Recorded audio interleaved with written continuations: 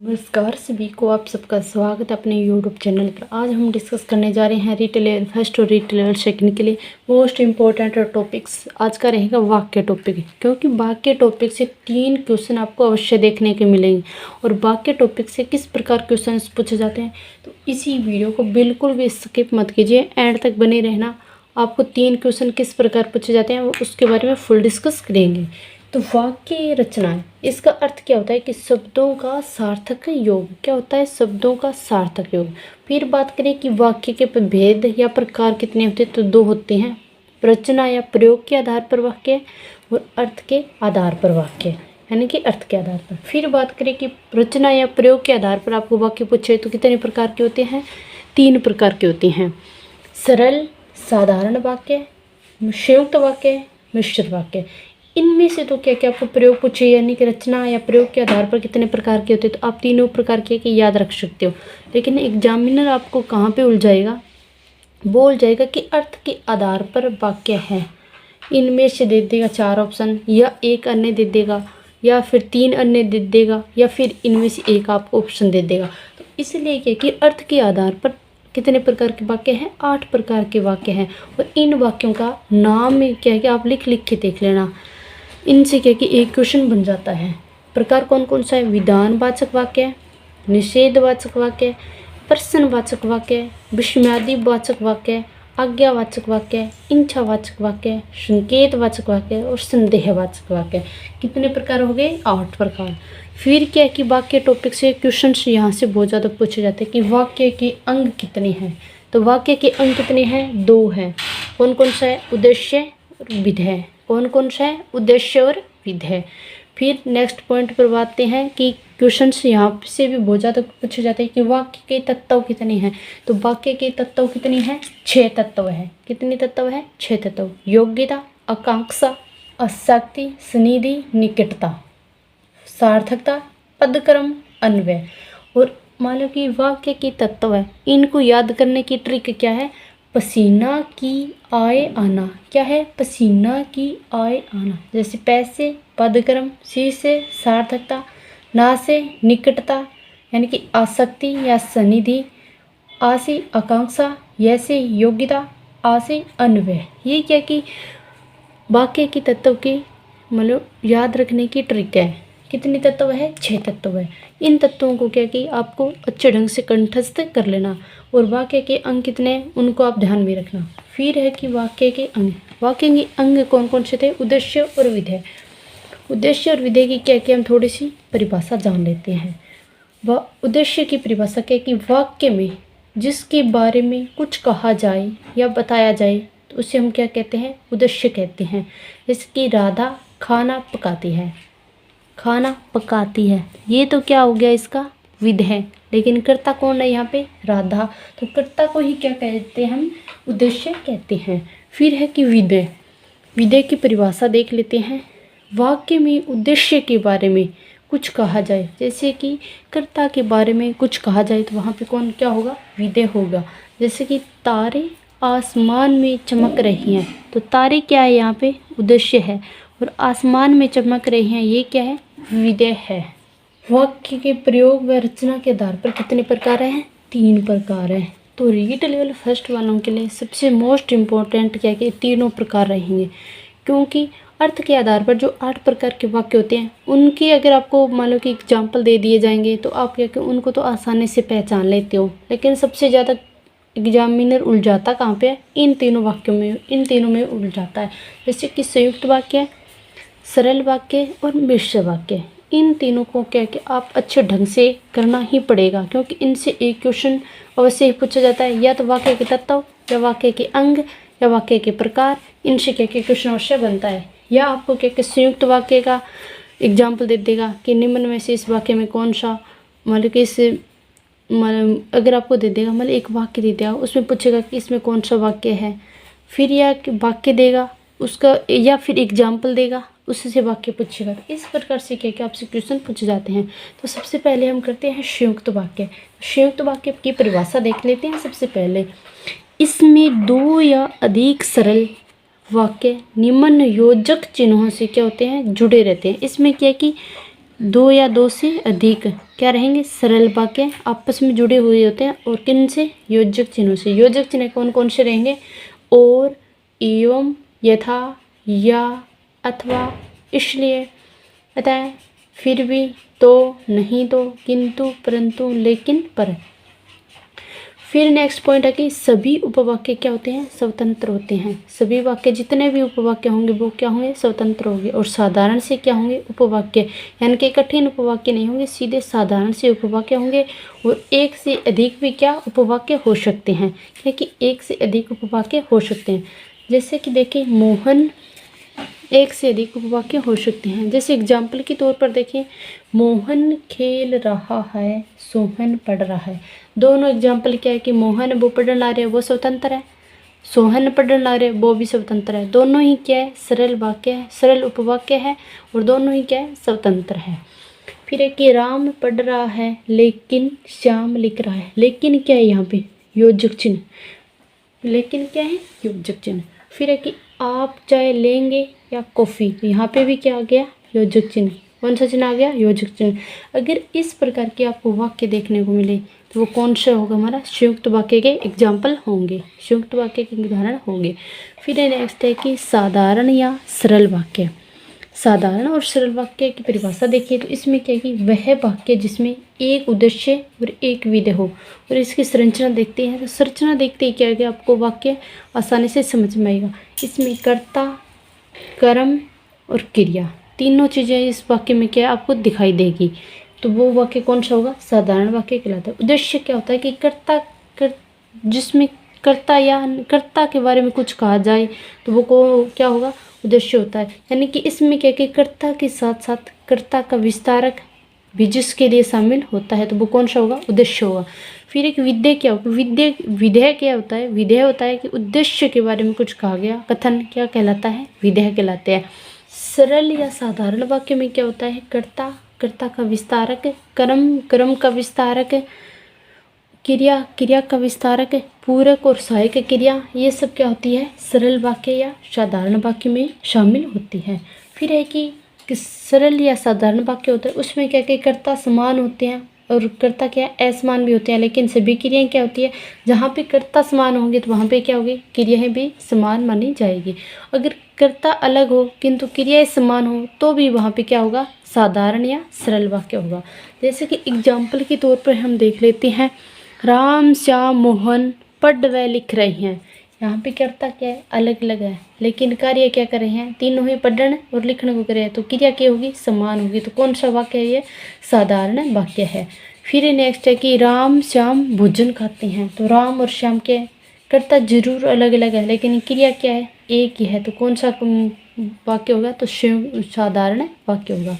फिर है कि छात्र पुस्तक पढ़ते हैं। तो छात्र क्या है यहाँ पे, उद्देश्य यानी कि कर्ता, पढ़ते क्रिया और पुस्तक क्या है यहाँ पे, कर्म। फिर एग्जामिनर सबसे ज़्यादा कहाँ पे उलझाता है, तो उस एग्जाम्पल को देखते हैं हम सबसे पहले। जैसे कि राधा की बहन मीरा व्याकरण की पुस्तकें बहुत पढ़ती है। तो इस प्रकार का वाक्य देके आपको वहाँ पे उलझाएगा कि निम्न में से उद्देश्य कौन सा है और विधेय कौन सा है। तो इस प्रकार के कि आपको एग्जामिनर वहाँ पे उलझाएगा और इस प्रकार के वाक्य देगा कि निम्न में से संयुक्त वाक्य है, मिश्र वाक्य है या साधारण वाक्य है। तो यहाँ पे क्या कि थोड़ा सा आपको ध्यान रखना पड़ेगा कि राधा की बहन मीरा व्याकरण की पुस्तकें बहुत पढ़ती है या फिर ज़्यादा पढ़ती है। यहाँ पे कोई भी शब्द आ सकता था। यहाँ पे मीरा क्या है, उद्देश्य यानी कि कर्ता कौन है, मीरा। मीरा की बहन कौन है, राधा। तो राधा क्या है, कर्ता का विस्तारक है, यानी कि राधा की बहन कौन है, मीरा। और मीरा क्या है, उद्देश्य यानी कि कर्ता है, और राधा की बहन ये क्या हो गया, कर्ता का विस्तारक है। फिर बात करें कि क्रिया यहाँ पे क्या है, पढ़ना, और बहुत पढ़ती है ये क्या है, क्रिया का विस्तारक है। अगर यहाँ पे बहुत, कम, ज़्यादा, थोड़ा, कुछ भी शब्द आए तो वो क्या होगा, क्रिया का विस्तारक है। फिर पुस्तकें क्या है, यहाँ पे कर्म है, और सीधा आता तो ये क्या हो जाती कि कर्म, और सीधी ये आती तो पढ़ती, लेकिन बहुत आया तो यह क्रिया का विस्तारक हो गया। लेकिन यहाँ पे क्या दिया गया कि व्याकरण की पुस्तक है, तो व्याकरण क्या है, या क्या आ गया यहाँ पे, कर्म का विस्तारक है। फिर है कि ता है, ती है, ते है, ये क्या होती है सहायक क्रिया और है क्या है यहाँ पे पूरक है। फिर आपसे पूछेगा कि निम्न में से कर्ता का मानो कि उद्देश्य क्या है, विधेय क्या है। तो यहाँ पे उद्देश्य क्या है, उद्देश्य तो है मीरा, यानी कि कर्ता कौन है यहाँ पे मीरा। और व्याकरण की पुस्तकें बहुत पढ़ती है, तो ये क्या है विधेय, ये क्या है विधेय, यानी कि राधा की बहन, ये तो क्या हो गया कर्ता का विस्तारक, तो कर्ता से पहले आ गया, तो इसका तो क्या है इस वाले एग्जाम्पल में कोई लेना देना नहीं है। लेकिन इसके बाद वाले कर्ता के बाद जो भी चीज़ें आपको दिखाई दी तो वो क्या होगी, यहाँ विधेय होगी। तो इस प्रकार से क्या क्या आपको 5-7 क्या कि एग्जाम्पल आप करोगे तो आपको क्या कि टॉपिक आसानी से कवर हो जाएगा। कि मिश्र वाक्य, मिश्र वाक्य की परिभाषा के तौर पर देखें तो इसमें क्या कि एक प्रधान उपवाक्य और अन्य क्या होते हैं आश्रित उपवाक्य योजक चिन्हों से, योजक शब्दों से क्या होते हैं जुड़े हुए होते हैं। जैसे कि या तो योजक शब्द या समुच्चय बोधक अवयव से आपको क्या कि जुड़े हुए कोई भी वाक्य मिले तो वो कौन सा होगा मिश्र वाक्य होगा। जैसे कि जो, जहाँ, ताकि, क्योंकि, जब, जिसने, जितना, उतना, जैसा, वैसा, जब, तब, जहाँ, वहाँ, जिगर, उधर, अगर, यदि, तो, तथापि, यद्यपि, तथापि। अगर ये समुच्चय बोधक चिन्ह अव्यय, समुच्चय बोधक अव्यय या फिर योजक चिन्ह आपको दिखे तो वो कौन सा वाक्य होगा हमारा मिश्र वाक्य होगा। सबसे ज़्यादा क्या है कि एग्जामिनर इन तीनों में से तो एक दे ही देगा कि कोई किसी में से एग्जाम्पल देके पूछेगा कि निम्न में से कौन सा वाक्य है। आप इन तीनों को तो क्या कि अच्छे ढंग से कंठस्थ कर लेना। जैसे कि इसमें क्या होता है मिश्र वाक्य में एक प्रधान उपवाक्य होता है और शेष अन्य सभी क्या होते हैं आश्रित उपवाक्य होते हैं। जैसे कि यहाँ पे एक प्रधान उपवाक्य हो गया और फिर अन्य क्या हो जाएगा आश्रित उपवाक्य। एग्जाम्पल के तौर पर देखें तो गांधी जी ने कहा सदा सत्य बोलो हिंसा मत करो। तो यहाँ पे कर्ता कौन है गांधी जी है, तो ये क्या हो गया प्रधान उपवाक्य। की क्या आ गया योजक चिन्ह और सदा सत्य बोलो हिंसा मत करो ये दोनों क्या है आश्रित उपवाक्य।